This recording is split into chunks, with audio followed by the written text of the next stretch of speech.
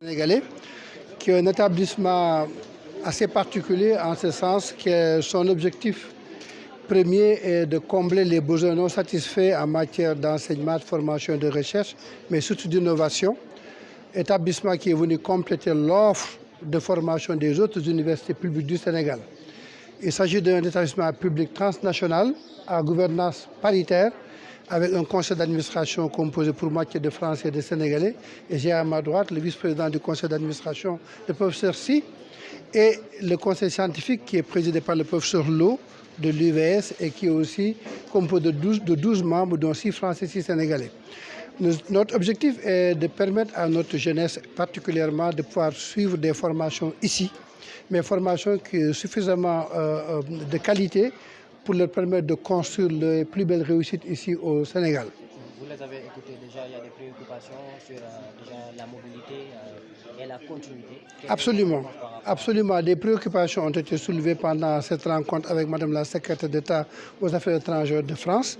D'abord la mobilité. En réalité, l'un des axes de ce campus est d'assurer la mobilité croisée, que non seulement les Sénégalais puissent aller en France pour faire des formations complémentaires, mais que aussi des étudiants français et européens puissent venir ici. Ensuite, il y a le problème de la complémentarité. Nous avons un système d'enseignement supérieur qui est basé sur le CMLMD. Et nous offrons des formations qui sont soit des bachelors, soit des licences, soit des masters. Mais dans la seconde phase donc, du campus franco-sénégalais, à partir du plan stratégique qui a été validé le 31 mars dernier par le conseil d'administration, nous allons offrir beaucoup de formations de courte durée qui seront des formations professionnalisantes permettant immédiatement de l'employabilité. C'est-à-dire qu'on ne veut pas faire comme toutes les autres universités, vous donner des diplômes sans métier. Donc on va s'assurer que toute formation qui sera proposée, à la clé, l'étudiant qui l'aura suivi peut être employable. Ça, c'est un élément important. Maintenant, pour la continuité, comme nous l'avons dit tout à l'heure, les étudiants ne sont pas obligés de faire tout leur cursus au campus franco-sénégalais. C'est la raison pour laquelle le conseil scientifique et académique est composé d'autres recteurs. Le recteur de l'UCAD, le vice-recteur de l'UAM, nous avons le directeur de l'école polytechnique qui est membre du conseil d'administration, de l'ISEP de Thiès, nous avons le directeur de l'Institut Pasteur qui est dans le conseil, nous avons même le privé dans le conseil d'administration représenté par le directeur PDG de Subdeco.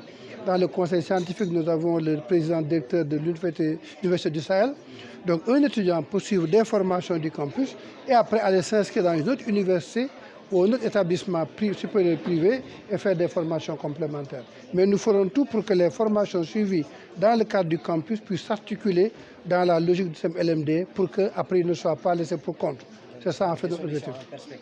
Les solutions, c'est que d'abord, il faudrait que le campus qui est installé provisoirement dans ce bâtiment dans lequel nous sommes puisse avoir son installation propre dans un site qui est déjà identifié et confirmé d'accord parti par les présidents de France et le président du Sénégal, sur un terrain qui est très bien installé, dont on ne va pas dévoiler ici le site, mais ce sera hors de Dakar, qui permettra d'avoir un campus qui permette...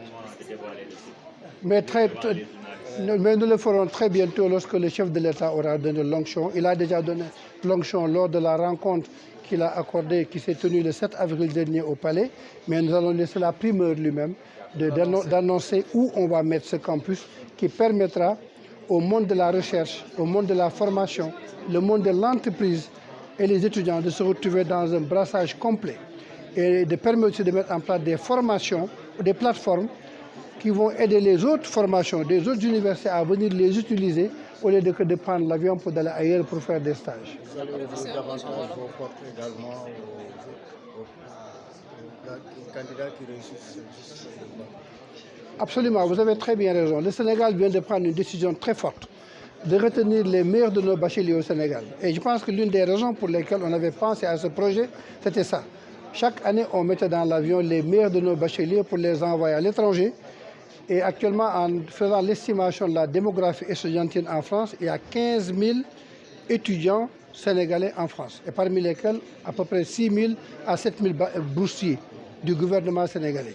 Et malheureusement, nous le savons, nous avons étudié en France en partie, une bonne partie ne va pas réussir.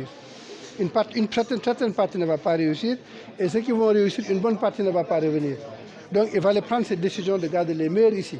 Mais si on les garde ici, il faut leur offrir des formations de qualité. C'est la raison pour laquelle dans 2 jours, après-demain, je crois dans 2 jours, les classes préparatoires vont être inaugurées à Thiès, à l'école polytechnique.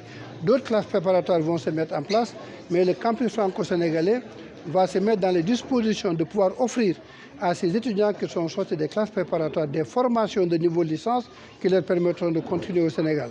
Mais aussi beaucoup de formations de niveau bac qui ne seront pas des formations de type classe préparatoire pour que certains bacheliers aussi puissent s'inscrire directement dans les programmes du campus franco-sénégalais. Et c'est ça en fait l'objectif d'aller du bac -3 pour récupérer ceux qui ont des qualifications professionnelles mais qui ne sont pas diplômés dans le cadre de processus de valorisation de l'acquis professionnel et des acquis d'expérience pour qu'ils puissent avoir un diplôme universitaire qu'ils peuvent utiliser, mais aussi jusqu'à la fin de vie. On peut avoir 99 ans et revenir s'inscrire au campus, faire une formation de courte durée pour améliorer ce que l'on fait. Aujourd'hui,